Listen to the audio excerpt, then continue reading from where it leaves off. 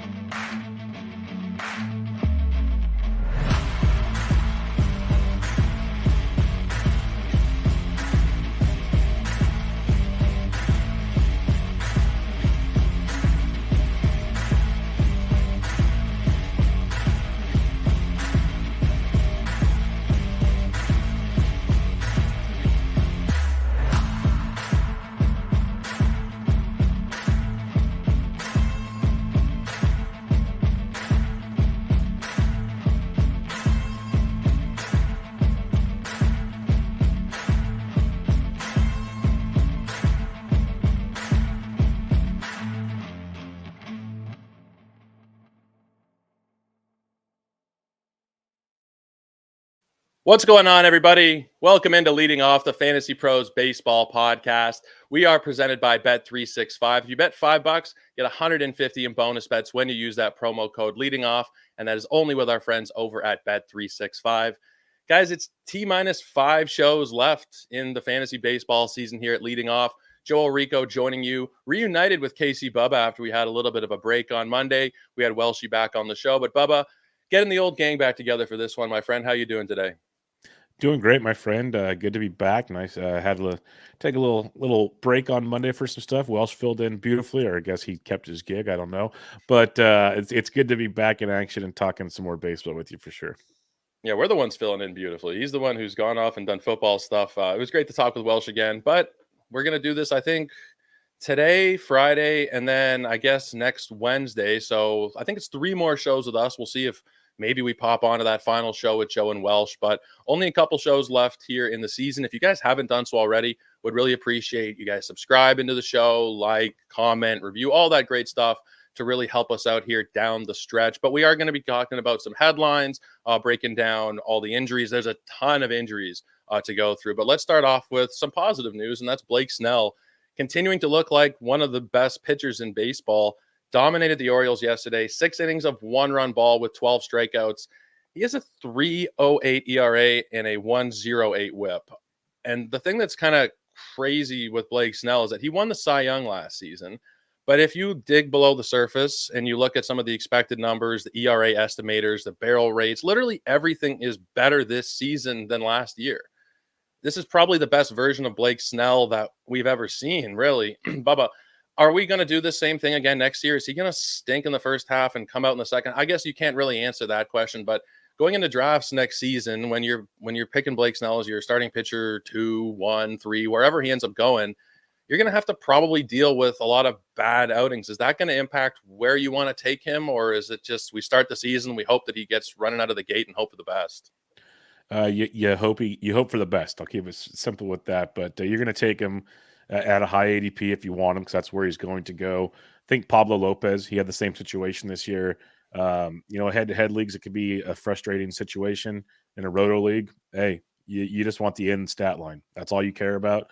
And if you just keep plugging him in there, he's been amazing for you. He's helping you win championships probably at this point in time. So I'm cool with Snell. And the other thing is, he's going to sign much earlier this year because Boris, he's not going to let Boris. I think he left Boris actually. That issue is not going to be there. Snell will, and I know I saw your quote tweet by Mr. Nightingale. There were plenty of offers last year. Boris played his game and lost. That won't happen this year. Snell will be ready for spring training. Snell will be ready to rock and roll, barring injury. And I don't think we'll be worrying about the same situation, at least not to this magnitude. I just don't understand Nightingale. The way he phrased it, it was like he might have sucked last year, but this year he's going to be great, and he's not going to lose out on offers. Like, he won the Cy Young and didn't sign until spring training. I think it did have more to do with Boris and whatever went on. I know Jordan Montgomery fired him. Blake Snell might have as well. I think these guys are just kind of just done with the games. I think, like, just get me on a team. I want to be ready for spring training and hopefully just fire off a full season, because we've seen it impact. I mean, Snell's obviously picked things up, but Jordan Montgomery, as a side note, like, he's been awful. I think he had a good start yesterday or the day before. I think it was yesterday. He actually looked pretty solid, but I mean, that really did impact him. I don't expect Blake Snell to go unsigned the entire offseason, but this version of him right now, statistically, might be the best Blake Snell we've ever seen. He's not going to win the Cy Young or anything like that, but just a really fantastic turnaround after a lot of people probably dropped him earlier on in the season. He's been fantastic as of late. Shane Baz, let's talk about him. I mean, he's settled into a really great groove. 7 innings yesterday against the Red Sox, picked up the victory, just 2 earned runs, 6 strikeouts. Over the past month, a 2.03 ERA and a .74 whip. Obviously, it was a little shaky at first, but that was kind of to be expected. I've always believed in the talent of Shane Baz. I feel like he's probably somewhere in that SP2 range for next season, but it wouldn't surprise me if he finished closer to kind of an SP1. But I'm wondering, Bubba, what do you think about Shane Baz's potential draft price and where you evaluate him heading into next season? Yeah, he's pitching great. As you mentioned right now, it's just going to keep increasing his draft value or price tag as we get going. He's still an SP2 for me just because we haven't seen the workload. So there's a lot of questions for me to be an ace on my fantasy team. But I think he's got the potential to be an ace at some point in time. But we got to see the health. We got to see a full season. A lot of those type of questions. So he's an SP2 for me, but he's moving up the ladder. That's for darn sure. He's been very, very impressive. The just raw stuff numbers, the talent that he had before the injury, I'm very excited. I know a lot of people were kind of fed up with him this season. I guess similarly to Blake Snell, not to the same extent, but people might have cut bait on him after a couple of rough outings. But if you've used him the last month, he's been fantastic. And I feel like heading into next year, he might get pushed down a little bit more than he should just because there's not a huge sample size this season. Maybe in the more casual league, he can be an SP3, SP4, but I think in those NFBC leagues, some of them, he's going to be a top 100 pick, I think, pretty universally in most formats. Might not be every single one, but I've been very impressed with Shane Baz. Somebody I have not been very impressed with, just wanted to mention that he is still broken. It's Bobby Miller. He lasted just 2 innings yesterday, 7 hits, 4 earned runs, just 2 strikeouts. I think it was 40 pitches until he actually had a whiff. Only 58% of his pitches were strikes. Is this Rick Ankiel, Alek Manoah, Matt Harvey coming at us again? Because I was saying it last night. I was like, he looks as broken as anybody I've ever seen. And everybody's like, no, there's a lot more options of broken guys. But we're talking about like an 8.6 ERA over 60 innings. He's about as broken as could possibly be, Bubba. He's very broken. The Manoah comp could be interesting. Like, I don't want to go that far with Bobby Miller just yet. He's had some injury concerns this year and some other situations. I don't know if he's just back to being Bobby Miller yet, but where do you trust him is the question. I've already heard a lot of smart people going, oh, I'm going to buy the dip. I'm going to buy the dip. And I get it. That's a strategy to be had in fantasy. But what if this is Manoah? What if this is Harvey? That's a situation as well. So he is broken. He cannot be rostered right now. I know some people are, some very smart people are. I get it. You need to move on from Bobby Miller and just, start planning for 2025. And I think the Dodgers might be too. Yeah, I don't know how they can roll him out in a playoff game. I don't think they can. No. They're not exactly flush for options right now, so it might come to a point where they need to, but I don't think they can trust him. The thing that's crazy is that, like, while his stuff numbers are down, they're still like 113 stuff plus, still well above average in that regard, but it just hasn't translated to success this season. It's been very disappointing, but I feel like, if he's going where every start is knocking the price down a little bit. If he's going at like 300 and beyond, any interest you'd have there in like a late flyer on him? Oh, yeah. No, I see the appeal of the late flyer. I get it. And Yeah. I'd be all about that because when you're doing a draft, that's an easy drop. Like most of those guys you're drafting past pick 250 even, you're dropping at some point in the season. So I'm fine taking a flyer on Bobby Miller late. It's just some of the talk I've already heard is I don't know if we're going to get him that late is the problem. Yeah, I don't know how people can push him up so much, but that's like I said, the stuff is still there. We know there's a good talent track record of minor league play and everything like that. So it's going to be a tough one, but I don't know if he's even going to get another start this year. Like, they should just probably shut him down. I don't know that they're doing much good rolling him out there and getting destroyed every single time out. The body language is bad. The command is bad. Everything is bad right now for Bobby Miller.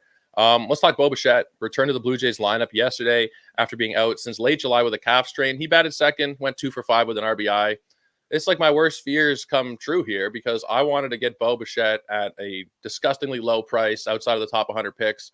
He has a hot couple weeks here. You can kind of probably forget about those discounts because that's what'll stick in people's minds. Bo Bichette ended on a 10 for 20 streak or something. What do you think about Bo Bichette, Bubba? What's your interest level for next year? If you're seeing him available, let's say even in a shallow league right now, are you starting him? What's your analysis tell you? Yep, I'd pick him up. Talked with Ryan on Tuesday Night's Bubba and the Bloom, and this has kind of been a beer bet. I had Bichette versus O'Neal Cruz, and I'm losing that one. But I've always been a Bichette guy. I'm a believer. It's been a bad year. That's the nice way to put it when it comes to Bo Bichette. But I'm with you. He goes 2 for 5 last night. I started laughing. I'm like, he's going to have a great finish, similar to what you're saying, and it's going to sting for us that dropped him this year. Same for the idea of picking him next year. So I'm a believer, and if he's on your waiver wire, like we talked Trevor's story recently, Bo Bichette meets that what you're looking for the final stretch run. And there's other middle infield options out there right now, like Luis Angel Acuna and some others. But I am a fan of what we got from Bo Bichette. I'm just still going to be a believer based on what we've seen the last 3+ seasons. This year was a tough year, of course, but he's missed half of it with injuries. Below the surface, nothing is really like that different. The barrel rate is the one that really stands out. It's been cut in half, but it seems like he's just really gotten in his own head. The team stunk. There was just a lot of bad situations. I know that there was some stuff with his dad too, and something with his brother, and there was some kind of controversy. So I don't know how much those kind of things factor into it, but the long and short of it is that if Bo Bichette is going outside of the first 7 or so rounds next year, I'm going to be hitting draft every single time. And if you're still seeing him out there on waiver wires at this point in time, even in shallow leagues, I think that he should be added pretty much everywhere. Pete Alonso, let's talk about him. He had a big day yesterday, 3 for 5 with a homer, 2 runs, and 5 ribbies. It's been a down year as a whole for him, but still 87 runs, 86 ribbies, 33 homers, and a 246 batting average. I guess where he ends up going this offseason will probably impact draft price to some extent. What's your interest level in Pete Alonso? Is he still a top 5 first baseman for you, Bubba? What's your interest? Yeah, he's close to top 5. Like he should be. If you start penciling it out, he probably will be. Like there's Vladdy and there's Olson. First base stinks. Like Christian Walker's there.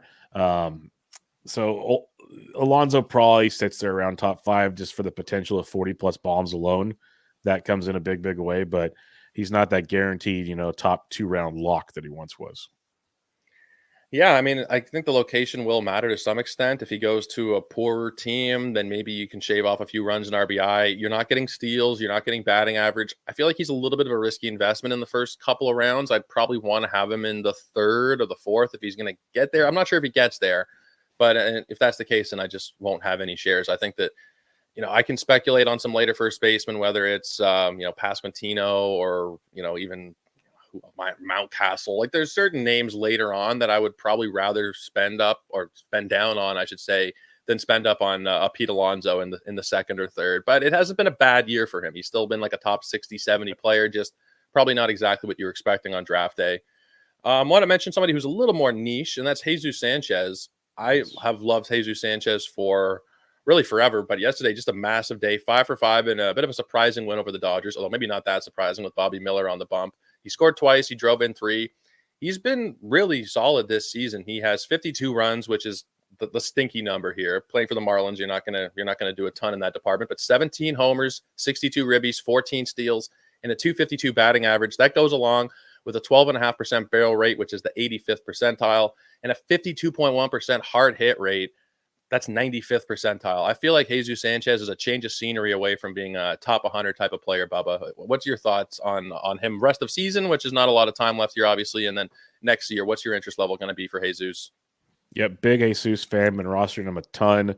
It's nice he's facing lefties now as well. He's not platooning. He's in the middle of the order. 4 steals over the last 10 games, which has been great to see from Sanchez.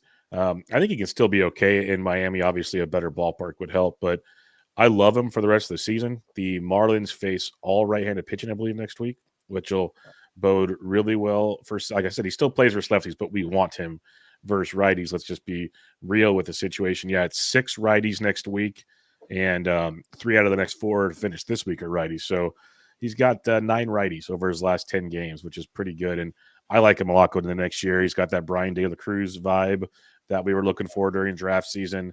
And I think Sanchez is even better than De La Cruz. So big Jesus Sanchez fan.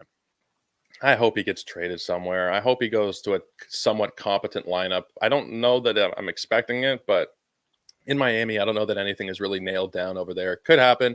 I'm hoping for it. I was thinking maybe Philadelphia at the deadline. That's what I would have really wanted to happen. That But would have been pretty sweet. oh man, anywhere but Miami would be preferable. But even in Miami, it hasn't been so bad. So somebody that's probably not going to get a lot of helium next year, not really hurting you in any category necessarily. He's somebody that I think can be a big target in those specifically slightly deeper 5 outfielder leagues. Just for fun, Bobby Witt Jr. Unbelievable stuff, man. He's the first shortstop in Major League history to record multiple 30-30 seasons. He is 24 years old. Alex Rodriguez never did this. Now, granted, he did switch over to third base mid-career, but this is unbelievable. Like Bobby Witt Jr. is on a full-blown Hall of Fame trajectory at this point. I think the sky's the limit for him. Yeah, I'm with you. This is a 40-40 guy. So the fact it's only been 30-30 so far says a lot. Now, the batting average through the roof this year, the BABIP took a massive jump. So we could see a regression there, but still, the power is legit. The speed is legit. He's awesome. He's that guy. There's not a whole lot else besides just giving him his flowers because Yeah, the dude's great. He's young, and it's one of those, like, we have a bunch of these good young players. Just please stay healthy. Like, we want to see you for like 15 more years. Just stay healthy, and we'll be good to go. So I'm with you on that one. I more so just put him on the sheet just to give him his flowers. There's no start, Yeah. sit decisions or pickups Yeah. and drops, obviously, here with Bobby Witt. He is unbelievable, and it's crazy that he's going to have a 10-win plus season, and he's not going to win the MVP. Might be the best non-MVP season ever, or certainly on a short list. Pistol, who's always active in our chats here. Sanchez or Buxton. I think I'm probably going Jesus Sanchez. I just don't really trust Buxton. It is Jesus Sanchez for sure. Yeah. Ian Happ still in the just for fun section. Couple homers yesterday, but the really notable one came off of Mason Miller. It was 103.2 miles an hour, and it was the fastest pitch hit for a home run in the pitch tracking era, which goes back 16 years. Ian Happ, I mean, part of the reason why I put this on here is because it's just a really impressive accomplishment. But Ian Happ is also putting together a career year: 25 homers, 13 steals, 86 runs, 85 ribbies. I feel like he's just always somebody that's sitting there, pick 100, 150. Nobody really wants to push him up, but he always kind of gives you these type of seasons. This is a little bit better than what we've been used to, but it's kind of the same general Ian Happ type of season that I feel like people aren't appreciating enough. No, 100%. And the biggest conundrum with Happ in recent years, it's like every other year, it's either he hits for average or he hits for power. He hasn't put it all together in a full season, but we know the skill set is very good. He's putting it together pretty well here. He's hitting for an okay average. He's not crushing you an average, but all the other stats are great. So he's a good 5 category contributor. And that's just who he is. He's a really good ball player in a good Cubbies lineup. And he's finally having that big season. I think that he's going to be somebody where, I mean, probably I'm starting to speculate on where guys are going to go in drafts a lot more, and I just don't see him moving up from where he was last year. I don't see people push him in the top 100. They'll worry about what the Cubs will look like or whatever, and you're getting that 25-15 guy discounted again, probably heading into next season. Want to mention Wyatt Langford and shout out to our buddy Frank Stanfield, who tweeted this one out yesterday. Over the last 35 games, he's hitting 289 with 27 runs, 22 ribbies, 6 homers, and 6 stolen bases. Where do we see that Wyatt Langford price going next year, Bubba? Because I feel like at this point he's rostered. He started pretty much everywhere. There's no real pickups to make. You're starting him. But if you're looking ahead to next season, I feel like this price is just moving upward every single day at this point. Yeah, it's going to be fun because in that too early draft, you had Jackson Churio, Jackson Merrill in the second and third rounds. And then Wyatt Langford dropped down to like round 9. That gap is not going to exist, folks. Like, that is a gift of a pick. I think we talked about it on my show last week that's quite the come up, and he should be going third round. I think when all things are said and done, and people kind of take a step back from the roughness that was part of 2024 and realize the skills are very, very real. He's very, very young and he's finishing strong. Like, why can't he take the next step? So he's probably at worst 5th round pick, but I think he's going to fit in that third round come like big time draft season in March. It'll be interesting when I'm putting together outfield rankings where I put him in relation to Merrill, Wood, and Churio, and if I'm tempted to put him above, or at least like right in that same range. Maybe not quite above, but if one of them's ranked 15, the other one will be ranked 16 type of thing. Like, they'll be all right in that same kind of range. Really interesting stuff with Wyatt Langford. He's picked it up, and it's kind of what we were expecting, but I mean, look at what Jackson Holliday's done. Jackson Holliday's first cup of coffee was crap. The second one has been crap. So you never really know, but it's good to see Wyatt Langford really pick up the pace here down the stretch. Let's go to the 3 up and the 3 down. Shea Langoliers, couple of home runs, drove in 3. Really low-key nice season that he's put together. Out in your neck of the woods, Bubba, Grant McCray, somebody that I don't think we've mentioned on this show this year. He reached base 4 times yesterday, scored 3 runs, and also had 2 stolen bases. And I just want to mention on his front, only 88 at-bats, but 5 homers and 5 stolen bases. That's pretty nice for fantasy. And then Zach Wheeler, 7 innings of 1-run ball with 4 hits and 6 strikeouts and picking up the win. Status quo over there for him. But any thoughts on Langoliers, McCray, or Wheeler, Bubba? I'll just give bullet points. Langoliers, love him. Batting average is a drain, but when you're hitting bombs like that, you can offset things. Then with McCray, the skill set is very good, but a lot of swing and miss, a lot of wild out of the zone swinging. He's young, so if he can bring that in, the talent is really good, and the Giants want to give him plenty of run this year, and hopefully as a starting outfielder next year. So someone to keep on the back of your radar for sure. Yeah, those power speed guys, even when there's a little bit of swing and miss, they tend to pop a little bit more. You see those stolen bases, you see the home runs. It's kind of like Tyler Fitzgerald light, like another version of him in a certain way. Is that a fair comparison? That's fair, because when Fitzgerald started out, it was power speed with a lot of swing and miss as well, and there's still some, but he's brought that down a lot more than when he started. So that's a very, very fair comparison. Let's go to the 3 down. Some ugly pitching performances, starting with Brian Wu. He was due for a stinker after how pure he'd been running this year, but tough time for it to come. 7 earned runs, 9 hits. He did give you 7 strikeouts, but that's not really going to cut it. 4 2/3 against the Yankees. Nathan Eovaldi as well. 7 earned runs, 11 hits, couple of walks, and 4 strikeouts. And then JT Real Muto, the golden sombrero. Just a really tough season for Real Muto. Bubba, any thoughts on that trio? Yeah, it just wraps up a couple things. Like every pitcher is going to have at least 1 or 2 bad starts a year, no matter how good they are. So Woo's just came at the wrong time of the year, is what that one comes down to. And Real Muto, just like that's just the icing on the horrific 2024 cake. Wu is an Well, I say interesting horrific. case. I know he's been okay. I say horrific compared to expectations for Real Muto. Yeah, I think you can. I think especially because you took him for steals and he has, I think, 2 steals. Like I think horrific can can qualify there. With Brian Wu, it's weird because he's had so much success, but it's come with this massively reduced strikeout rate. He's had a few injury scares this year. I feel like he's somebody I don't really want anything to do with next season. I feel like he is. I mean, everybody's always 1 pitch away, but I feel like he is like half a pitch away at this point. Yeah, his injuries have been weird. It's like elbow issue. Oh, he's not going to miss a start. This is like it's been literally, like you said, it's this close to just falling over the edge. And maybe that's just who he is. He's going to be one of those weird fluky pitchers, and it is what it is. But yeah, every pitcher's a pitch away. He seems like he's a half a pitch, so very very tough to take on draft day. Yeah, especially with where the price is probably going to go. People are going to look, even with this start, you're going to look at the ERAs and Mariners pitching, good park and everything. I feel like he's going to be a little bit out of my price range heading into next year, but we'll have to see. Let's talk about some injury updates, starting with Francisco Lindor. Remained out of the Mets lineup on Tuesday. Although, according to Carlos Mendoza, he is improving, so probably get him back in the next couple of days. Ozzy Albies, he had a home run in his first AAA rehab game, likely to come off of the injured list on Friday. And Stephen Kwan went on the injured list with back inflammation, so his season comes to an end. I don't think there's even 10 days. I mean, maybe there's like 1 or 2 days at the end of that, but I think you can pretty much say his season's done, Bubba. Yeah, it's retroactive, so in theory, he could come back Okay. like middle of next week. Still only a couple days. They want Quan for the postseason. That's why they put him on the IL instead of trying the day-to-day thing. So he might get a couple of at bats towards the end. I don't think he's going to be full go. They want him ready for October. And he'd been low key terrible over the last month. 14 for his last 83, hitting a buck 69 over the last 30 days with no home runs and 3 stolen bases. Even if he did come back, I feel like in shallow formats, you may not even put him into the lineup, honestly, depending on what your needs are going to be.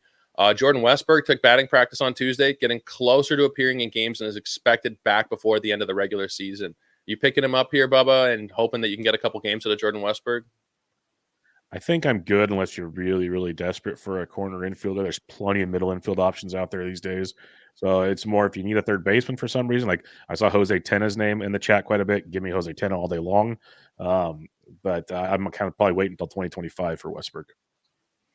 Yeah, I think that's probably correct. The Orioles as a whole I think somebody mentioned that in the chat earlier. And I saw somebody tweeted out earlier, they were on like 108 win pace and then went to 103 and 102 and 94. And now they're like on a 90 win pace. The second half has been pretty bad overall for Baltimore. Taking it back to my neck of the woods in Toronto, Dalton Varsho, is going to undergo rotator cuff surgery. His season is done, but it also, I've heard that could impact his availability for spring training after a dreadful season for Dalton Varsho, where there has been a little bit of fantasy juice, but not really. We're talking 18 homers, 10 stolen bases. Now he's going to come into spring training probably injured. He's probably a full avoid for me, Bubba, especially considering the state of the Blue Jays lineup heading into next year.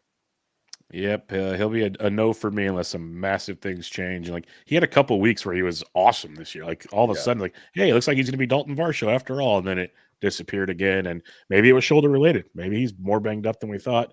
But yeah, I'll need to see like a year removed from surgery before I get back on that train. He started off looking really good, but yeah, 214 average, 58 ribbies. Like there's a lot to not like here. And he's a definite drop. I still see he's on 38% of Yahoo rosters. I feel like that'll probably pick up a little bit today with the drops, but make sure that you're not starting Dalton Varsho anywhere. It's kind of a surprise here. We had talked about Justin Steele, Bubba, last week or maybe the week before. We were both thinking that his season was likely done, but he's going to start today against the Athletics. He had elbow tendonitis, has missed the last 3 weeks. Any interest in daily leagues and starting him here? No, I'll pass. I just don't know how deep he's going to go. I think they just want to kind of get some innings towards the end. Now, if he looks good, he's set up to face Philadelphia and Cincinnati next week. So you get a two-step from Justin Steele. Tough matchups, yes, but 2 starts from a near ace if he's back to normal. That's pretty nice. So keep an eye on that because I know a lot of people did drop him. I know I dropped him because I didn't think we'd see much out of him. I'd wait and see how this start versus the A's goes, though, because the A's aren't a pushover. So I'll wait and see. Yeah, if he looks good, if he gives you, 6 innings of 1 or 2 run ball or something, I feel like he's getting slotted into most lineups next week, especially with the 2-step. I didn't realize he had a 2-step. But I also will say this time of year, be very careful about 2-steps because things change on a dime. But yeah, as of right now, it looks like he is scheduled for that 2-stepper. One more piece of injury news, and also just a wacky one. Victor Robles removed after being hit by a pitch in the first inning, and then being caught in one of the more boneheaded plays I've ever seen, attempting to steal home in the first inning. It was bases loaded, 2 outs on a 3-0 count, and Victor Robles thought that was the time to steal home. I don't know what the hell he was thinking, Bubba. Yeah, that was an odd one. I know he was trying to get the Mariners on the board, but timing is everything, folks, in life and in baseball, and that was bad timing. It was awful.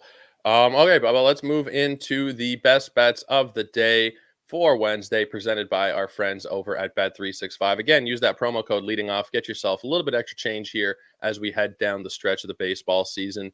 Bubba, where are you looking today on your betting sheet? Yeah, some tough overall numbers out there, but we'll start with Otto Lopez. He's been swinging it really well. Went deep on Tuesday night. Landon Knack has taken the bump for the Dodgers, plus a depleted bullpen, which is already one of the worst bullpens in baseball to top it off. So give me Otto Lopez over 1.5 total bases at plus 155. We'll have some fun with that. Pete Crow Armstrong, early game. I've been having fun with this one. It's hitting feels like 70% ish, give or take, and the odds are great. So Pete Crow over a half a run scored at plus 180. I'll take the massive plus number on that. And then last but not least, we got to get some Great American Small Park action here. Whit Merrifield has been good, not great, but good. Jacob Junis stinks, so let's just be real about it. So Whit Merrifield over 1.5 hits, runs, or RBIs. So this is not like he could do it in one at bat if all things work out well at a whopping plus 125. So I'll take my chances with that one. I like it. I like it. Not many people are thinking about Whit Merrifield this time of year, but he actually hasn't been that bad. Like he really, especially since he's come over to Atlanta. I know things in Philadelphia weren't so great, but I like that one. I really do like that one for Whit Merrifield. I'm looking at Tariq Skubal today to start over 6.5 strikeouts. The thing that does make me a little bit nervous is that it is Kansas City and they don't strike out a ton, but it was hard to pass up the Cy Young winner at plus money for 6.5 strikeouts, a number that he has pretty consistently hit this year. So I'll take that at plus 105. I'm also taking a look at Nestor Cortez, targeting those Mariners who strike out more than I think any team, at least in modern history, 27.5% strikeout rate. Taking Nasty Nestor, who is coming off of a very good start where he struck out 9 Boston Red Sox. And as a whole, he has been pretty solid. There was that one stinker against St. Louis, but really it's been a good couple months for Nestor Cortez. So I'm thinking he can get to 5.5 today against the Mariners. And then a little bit of a cheeky one here. San Diego and Houston, the first 5 under 3.5 runs. I'm taking this based on the strength of the starting pitching matchup.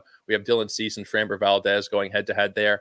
Don't really want to put too much faith in the bullpens, which is why I'm not going I'm not that the pens are bad or anything, but I'd rather just rely on the starters. So that's why we are taking the first 5 under 3.5 runs. So just to recap for Bubba, Otto Lopez over 1.5 total bases, Pete Crow Armstrong over 0.5 runs, and Whit Merrifield over 1.5 hits, runs, and RBI. I got Tariq Skubal over 6.5 strikeouts, Nestor Cortez over 5.5, and the Padres and the Astros first 5 under 3.5 runs. One last thing to do today, Bubba, and that is declare a home run call for the night. Who are you leaning with today? Well, we're going to go to Coors Field. There's this guy named Austin Gomber pitching for the Colorado Rockies. There's a guy in the Diamondbacks lineup that loves facing lefties.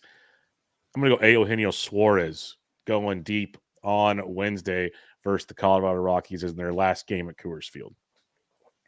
Somebody mentioned in the chat about Jacob Junis. You mentioned Jacob Junis. So I am taking Matt Olson here at Great American Small Park. He hit a home run yesterday. His odds, depending on where you look, are like plus 190, plus 200 for a home run, which is very, very low for a single game home run. I think that the books expect it to happen. I expect it to happen. So let's see Matt Olson take Jacob Junis for a ride tonight. But guys, Bubba, that will do it. We really appreciate all you guys who continue to be in the live chat here. The Peanuts and Cracker Jacks are still strong in the middle of September, so that is very much appreciated. Bubba, any final words before we sign off today? Keep grinding, folks. We got about 10 more days of baseball to go, and a lot of you guys are in your championship weeks and head-to-heads, and you got roto competitions coming down to the wire, so keep trucking, and if you got questions, hit us up. We'll help you out. Absolutely. We're going to be back here on Friday at the same time, same place. Make sure you are here because we're going to be talking about some things for next week. And I'll be honest, you're crazy if your head-to-head week or head-to-head league goes into next week, but there are those of you out there, and we're going to talk about some strategies for next week, some players to pick up, maybe a couple of 2-start pitchers, and we'll do all that again on Friday. But until then, everybody take care and have yourselves a great night. Cheers.